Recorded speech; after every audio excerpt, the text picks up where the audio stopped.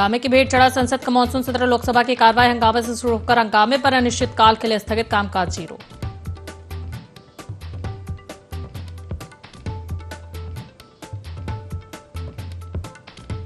मध्य प्रदेश में एनालॉग पनीर पर प्रतिबंध, सीएम डॉक्टर मोहन यादव के निर्देश के बाद एक्शन में आया खाद्य विभाग। प्रदेश भर में ताबड़तोड़ कार्रवाई।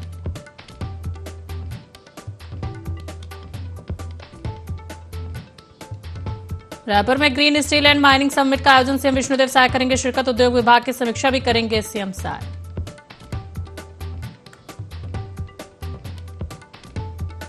भोपाल में स्वतंत्रता दिवस समारोह की तैयारियां, लाल परेड मैदान में फुल ड्रेस रिहर्सल। सुरक्षा व्यवस्था का अंतिम परीक्षण, देशभक्ति और अनुशासन की झलक।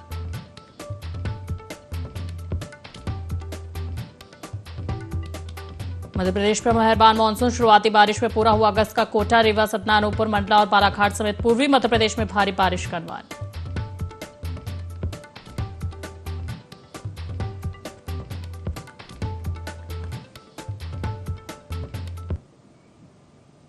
चलिए बढ़ते खबरों की ओर। खबर लखनऊ से। यूपी चुनाव से पहले सपा कांग्रेस में सीट शेयरिंग को लेकर खींचतान शुरू हो गई। आपको बता दें कि सूत्रों के मुताबिक अखिलेश यादव कांग्रेस को 50 से कम सीटें देना चाहते हैं और कांग्रेस नेताओं ने राहुल गांधी और मल्लिकार्जुन खड़गे से नाराजगी जताई। वहीं कांग्रेस ने नए राजनीतिक समीकरण के लिए बसपा से संपर्क साधना शुरू किया। बता दें कि बसपा कांग्रेस गठबंधन को लेकर अंदर खाने बातचीत तेज होने की चर्चाएं सामने आ रही, जहां सीट शेयरिंग और वैचारिक समानता समेत कई मुद्दों पर मंथन होगा और संसद सत्र के बाद कांग्रेस के बड़े नेता मायावती से मुलाकात कर सकते हैं। बता दें कि सपा कांग्रेस के बीच बढ़ती खींचतान से यूपी की सियासत में हलचल अब तेज हो गई। तो देखिए ये खबर आपको लखनऊ से बता रहे, जहां पर यूपी चुनाव से पहले सपा कांग्रेस में सीट शेयरिंग को लेकर खींचतान जो है अब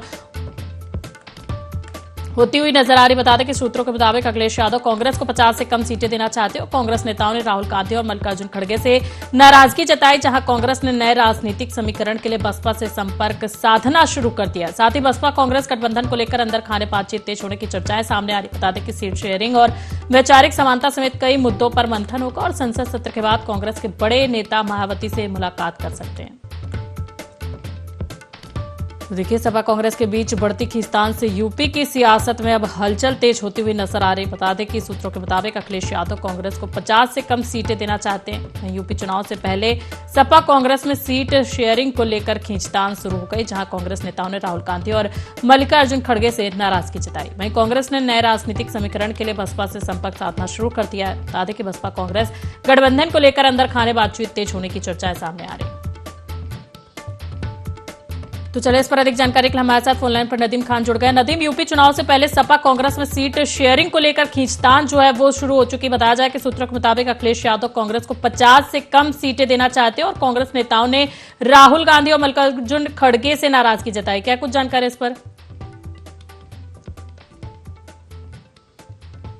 पार्टियां जो है अब अपनी संगठनों को, अपनी चीजों को मजबूत करना चाहती है और चुनाव से पहले की अगर बात कर ली जाए, समाजवादी पार्टी और कांग्रेस पार्टी में सीट शेयरिंग को लेकर बातचीत चल रही है। सूत्रों के मुताबिक अगर बात कर ली जाए तो समाजवादी पार्टी के जो मुखिया हैं अखिलेश यादव कांग्रेस को 50 से कम सीटें देना चाहते हैं। साथ ही साथ अगर बात कर ली जाए कांग्रेस के नेताओं और राहुल गांधी, मल्लिका खड़गे अर्जुन ने इस पर जो है नाराजगी जताई है। कांग्रेस के नए राजनीतिक समीकरण के लिए बसपा ने समर्थक अपना संपर्क साधना जो है शुरू कर दिया है। साथ ही साथ अगर बात कर ली जाए बसपा और कांग्रेस की, तो बसपा कांग्रेस के गठबंधन को लेके जो बातचीत होने की चर्चा है वो काफी तेज नजर आ रही है। सीट शेयरिंग को और समानता समेत कई मुद्दों पर इस पर मंथन भी देखा जाएगा। संसद सत्र के बाद कांग्रेस के बड़े नेता और बसपा नेता मायावती ने मुलाकात कर सकते हैं और कांग्रेस और समाजवादी पार्टी के बीच ये जो सियासत हलचल तेज हो चुकी है। अब फिलहाल देखना ये होगा कि कौन सी पार्टी किसको गठबंधन करती है, कौन सी पार्टी किसको कितना सीट देती है, क्योंकि इस तरीके की चीजें जो है वो सामने निकल कर आ रही हैं। बसपा सुप्रीमो मायावती भी जो है कांग्रेस के जो सांसद हैं उनसे जो है मुलाकात कर सकती हैं। बिल्कुल जया जी, बिल्कुल नदीम, आप जुड़े रहे हमारे साथ। तो देखिए यूपी चुनाव से पहले सपा कांग्रेस में सीट शेयरिंग को लेकर खींचतान शुरू हो गई। बता दें कि सूत्रों के मुताबिक अखिलेश यादव कांग्रेस को 50 से कम सीटें देना चाहते हैं और कांग्रेस नेताओं ने राहुल गांधी और मल्लिकार्जुन खड़गे से नाराजगी भी जताई है।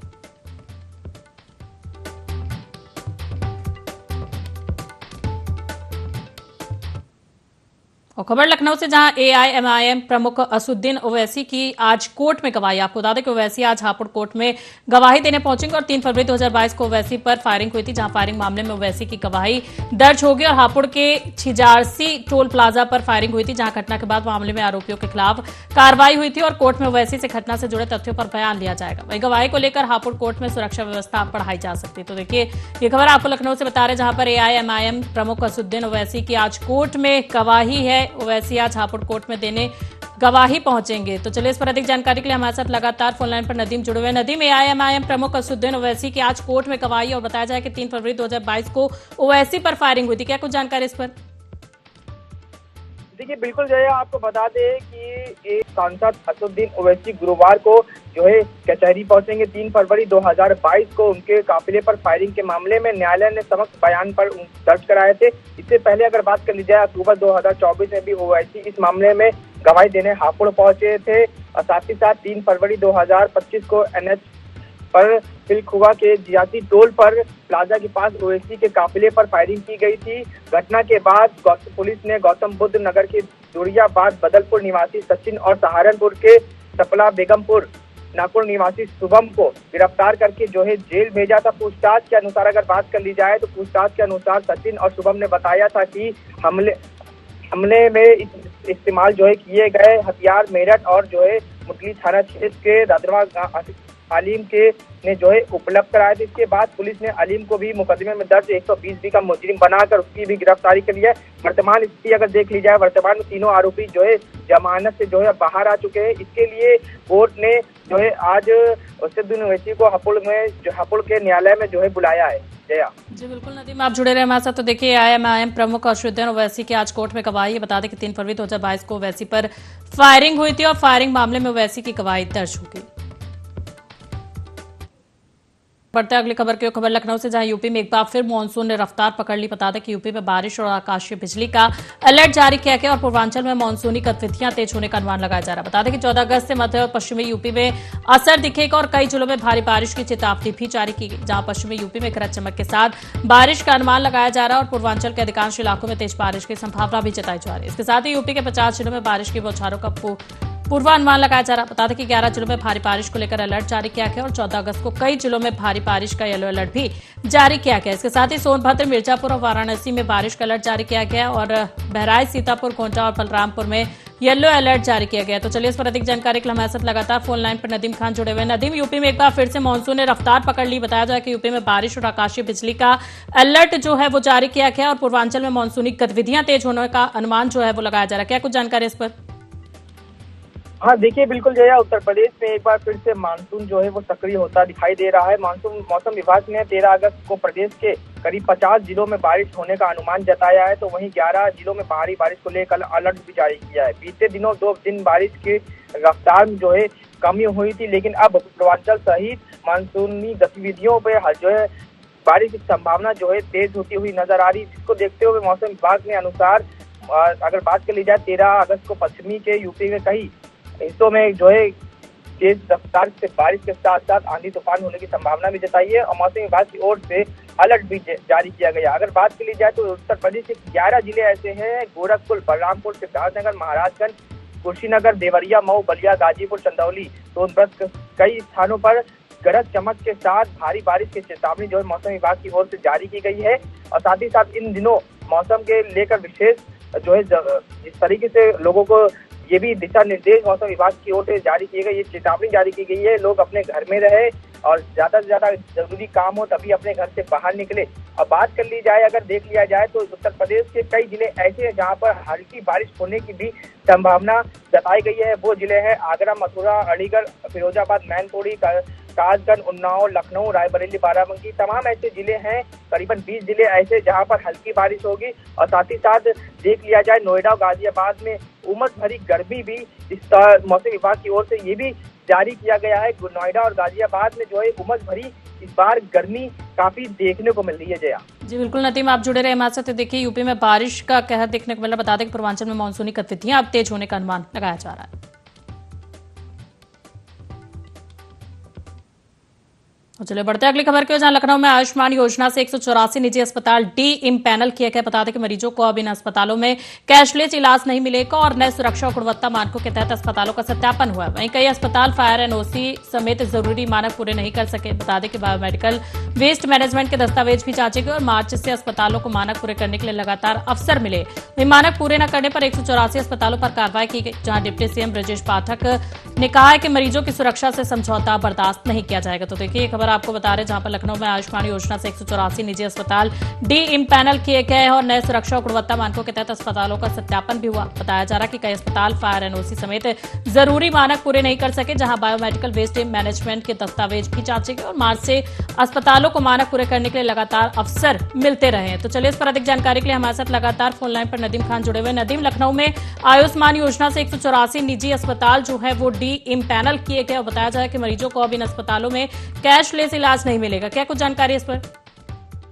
देखिए, बिल्कुल आपको बता दें, आयुष्मान भारत योजना के तहत मरीजों की सुरक्षा और इलाज की गुणवत्ता के समझौते करने वाले अस्पतालों के खिलाफ अब कड़ी कार्रवाई हो रही है। ये कड़ी कार्रवाई उत्तर प्रदेश के डिप्टी सीएम और स्वास्थ्य मंत्री ब्रजेश पाठक करते हुए नजर आ रहे हैं, क्योंकि कई बार ऐसा देखा जाता है कि औचक निरीक्षण जो है उत्तर प्रदेश के उप मुख्यमंत्री ब्रजेश पाठक जो है करते हुए नजर आ रहे हैं। अगर बात कर ली जाए, प्रदेश के करीबन 184 निजी अस्पतालों को आयुष्मान योजना से डी इम्पैनल कर दिया गया है। इन अस्पतालों को योजना के तहत अब मरीजों को कैशलेस इलाज की सुविधा नहीं मिलेगी। अस्पतालों पर कार्रवाई करने के बाद मानकों के अनुरूप किए गए सत्यापन के बाद की गई है। डिप्टी सीएम ब्रजेश पाठक ने प्राइवेट अस्पतालों को खिलाफ की गई इस कार्रवाई की वजह भी बताई है।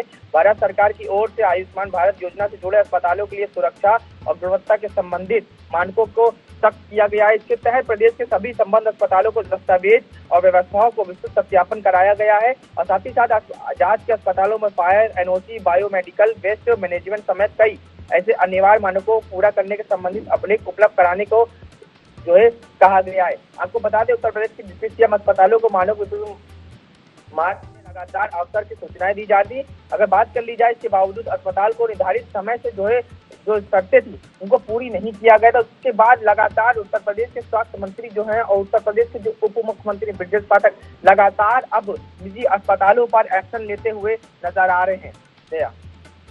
जी बिल्कुल नदीम, आप जुड़े रहे हमारे साथ। तो देखिए, मानक पूरे न करने पर 184 अस्पतालों पर लखनऊ में आयुष्मान योजना से 184 निजी अस्पताल डी इम्पैनल किए गए, जहां पर मरीजों को अब इन अस्पतालों में कैशलेस इलाज नहीं मिलेगा।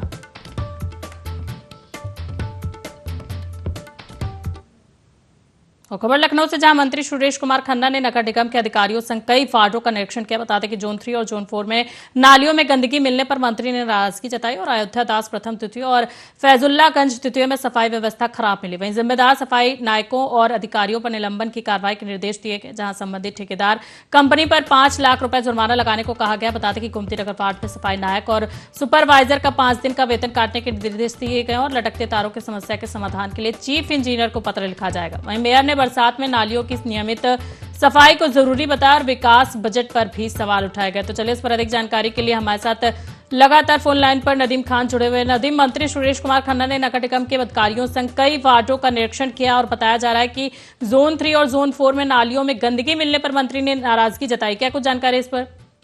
बिल्कुल जी, आपको बता दें, उत्तर प्रदेश की राजधानी लखनऊ में सफाई व्यवस्था की हकीकत उस समय सामने आ गई जब उत्तर प्रदेश के वित्त मंत्री लखनऊ के प्रभारी मंत्री सुरेश खन्ना ने बुधवार को अयोध्या दास द्वितीय और फैजुल्लागंज द्वितीय गोमती नगर वार्ड के औचक निरीक्षण किया। उसके बाद अगर देख लिया जाए, निरीक्षण के दौरान उन्हें जगह जगह भीषण गंदगी के साथ साथ कूड़े के ढेर और नालियों में सफाई जो है नहीं दिखी। सफाई व्यवस्था को बदहाली देखकर मंत्री मौके पर कड़ी नाराजगी जताई है। जिम्मेदार अधिकारियों को एजेंसियों के खिलाफ सख्त कार्रवाई करने के जो है निर्देश भी दे दिए हैं। निरीक्षण के दौरान सामने आई ये तस्वीरें जो एजेंसियों को नाली की सफाई सुरक्षा और पूरी तरीके से देख ली जाए, जिस तरीके से नालियों के बीच जो कूड़े वूड़े जमे रहते हैं, नालियां गंदी रहती हैं। उसके बाद जब 15 अगस्त नजदीक आता है, तो उसके बाद जब मानसून भी नजदीक आता है, तो ऐसे जो लोग हैं, जो अपने अधिकारी हैं, जो अपना काम पूरे समय पे नहीं करते हैं, जो अपने ऊपर के अधिकारियों को जो है गुमराह करते हुए नजर आते हैं, जिसके खिलाफ जो है एक्शन लेने की बात भी कही है सुरेश खन्ना ने। अब साथ ही साथ अब देखना ये होगा कि अब करीबन इस पर मंत्री ने लॉ एंड सिक्योरिटी गार्ड एजेंसियों के पर 5 लाख रुपए का जुर्माना लगाने का आदेश भी साफ तौर पे दे दिया है। मंत्री ने कहा है कि पैसे भुगतान लेने के बावजूद अगर ऐसी एजेंसियां काम नहीं करेंगी तो उनके खिलाफ जो है पूरी तरीके से कठोर कार्रवाई करने का काम उत्तर प्रदेश की सरकार जो है करेगी। जी बिल्कुल। तो देखिए, जिम्मेदार सफाई नायकों पर और संबंधित ठेकेदार कंपनी पर 5 लाख रुपए जुर्माना लगाने को कहा गया है। बता दें कि गोमती नगर वार्ड में सफाई नायक और सुपरवाइजर का 5 दिन का वेतन जो है काटने के निर्देश दिए गए। नदीम, बहुत बहुत धन्यवाद आपका हमारे साथ जुड़ने के लिए, जानकारी साझा करने के लिए। तो देखिए, लखनऊ मंत्री सुरेश कुमार ने जोन 3 और जोन 4 में नालियों को गंदगी मिलने पर मंत्री ने नाराजगी जताई है। बता दें कि अयोध्या दास प्रथम द्वितीय और फैजुल्लागंज द्वितीय में सफाई व्यवस्था खराब पाई गई है। चलो बढ़ते अगली खबर की, जहां अज्ञात चोरों ने ज्वेलर शॉप को निशाना बनाया। बता दें कि चोरों ने 14 ग्राम सोना, 1200 ग्राम चांदी की चोरी और चोरी घटना सीसीटीवी में कैद हुई, जहां फॉरेंसिक टीम डॉग स्क्वाड मौके पर मौजूद और चाकघाट थाना क्षेत्र की पूरी घटना बताई जा रही है। तो देखिए, ये खबर आपको रीवा से बता रहे हैं, जहां पर त्योंथर ज्वेलर्स में अज्ञात चोरों ने चोरी की। बता दें कि अज्ञात चोरों ने ज्वेलर शॉप को निशाना बनाया और चोरों ने 14 ग्राम सोना, 1200 ग्राम चांदी की चोरी की और चोरी घटना सीसीटीवी में कैद हुई है, जहां फॉरेंसिक टीम डॉग स्क्वाड मौके पर मौजूद है और चाकघाट थाना क्षेत्र का पूरा मामला बताया जा रहा है। तो देखिए, चाकघाट थाना क्षेत्र का पूरा मामला है, जहां पर अज्ञात चोरों ने ज्वेलर्स की दुकान को निशाना बनाया। बता दें कि त्योंथर ज्वेलर शॉप में चोरी की गई है।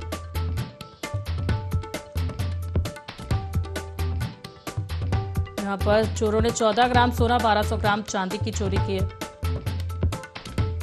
बता दें कि चोरी घटना सीसीटीवी में कैद हुई है।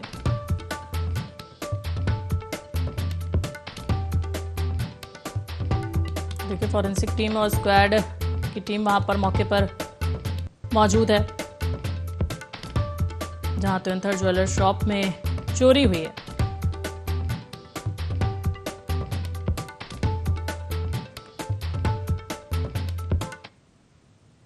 सोनभद्र के चौपन नगर में स्वतंत्रता दिवस के पूर्व भव्य तिरंगा यात्रा निकाली गई, जहां यात्रा ब्लॉक परिसर से शुरू होकर पटवद अमीला मोड़ तक पहुंची और सोन नदी पुल से होते हुए वापस ब्लॉक परिसर में आकर समाप्त हुई। वहीं तिरंगा यात्रा में ग्राम प्रधान, सचिव, जनप्रतिनिधियों और बड़ी संख्या में ग्रामीणों ने उत्साहपूर्वक हिस्सा लिया और साथ ही ब्लॉक प्रमुख की ओर से भी लोगों ने सहभागिता की, जबकि ओबरा विधानसभा क्षेत्र के विधायक और मंत्री की ओर से प्रतिनिधित्व किया गया। बता दें कि यात्रा के दौरान भारत माता की जय के नारों से पूरा मार्ग गूंज उठा और खंड विकास अधिकारी अजीत यादव ने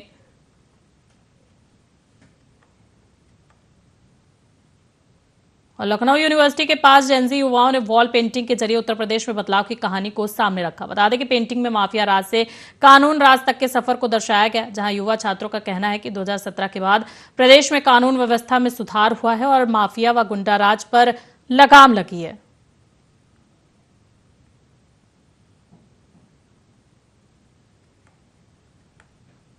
और जनपद के सभी परिषदीय, शासकीय, शासकीय सहायता प्राप्त एवं मान्यता प्राप्त वित्त विहीन विद्यालयों में कक्षा 1 से 8 तक के विद्यार्थियों का UDISE पोर्टल पर डाटा अपडेट करने और प्रत्येक छात्र छात्रा की अपार IT तैयार करने को लेकर बुधवार को महत्वपूर्ण बैठक एवं कार्यशाला आयोजित की गई, जहां महायोगी बाबा गंभीरनाथ प्रेक्षागृह में आयोजित कार्यशाला में जिलाधिकारी गोरखपुर की अध्यक्षता में विद्यालयों में UDISE पोर्टल के प्रोफाइल, टीचर एवं स्टूडेंट मॉड्यूल को 100% अपडेट करने तथा प्रत्येक नामांकित छात्र छात्रा की अपार IT तैयार किए जाने को लेकर आवश्यक दिशा निर्देश दिए गए। बता दें कि BSc गोरखपुर धीरेन्द्र त्रिपाठी ने बताया कि समीक्षा के दौरान सामने आया है कि कुछ निजी एवं गैर सहायता प्राप्त विद्यालयों द्वारा अपार IT क्रिएशन के कार्य में अपेक्षित रुचि नहीं ली जा रही। इसके चलते जनपद की समग्र रैंकिंग प्रभावित हो रही है।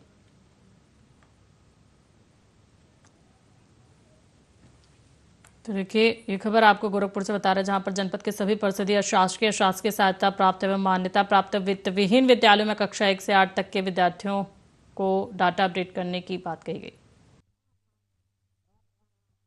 आज जो है जनपद के जितने भी प्रबंधकी मान्यता प्राप्त स्कूल हैं उनसे संबंधित एक कार्यशाला आयोजित की गई थी, जिसमें संबंधित विद्यालय के प्रधानाध्यापक, प्रधानाचार्य या अन्य कोई स्टाफ जो उस कार्य को देख रहा हो उसको बुलाया गया था। उनको बताया गया क्योंकि हमारे जनपद में अपार ID बनने की प्रगति बहुत अच्छी नहीं है, तो उसमें प्रगति लाने के लिए जिससे जल्दी से जल्दी हम अपार ID सभी बच्चों का तैयार कर सकें और अगर कोई टेक्निकल किसी को कोई बाधा उत्पन्न हो रही है या कोई आ रही है तो उसको सॉर्ट आउट करने के लिए एक वर्कशॉप कराया गया और सबको निर्देशित किया गया है कि सभी बच्चों का अपार ID। और फिलहाल के लिए खबरों में इतना ही। बने रहे NT24 के साथ। नमस्कार।